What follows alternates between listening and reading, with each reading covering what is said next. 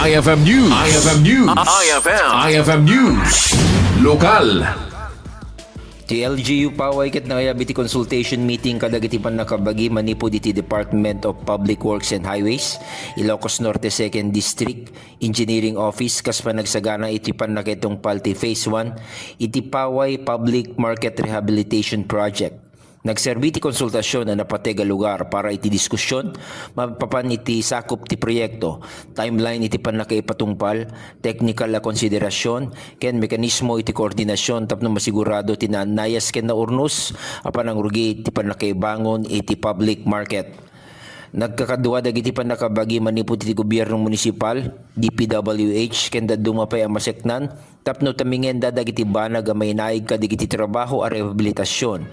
Partikular na ipaganetget ti panagkisay kadagiti operasyon ti merkado ngem mataginayon iti kinatalged dagiti aglaklako ti publiko ken iti entero a panawen iti rehabilitasyon.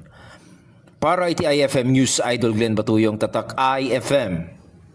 IFM News. IFM News. IFM News. Lokal.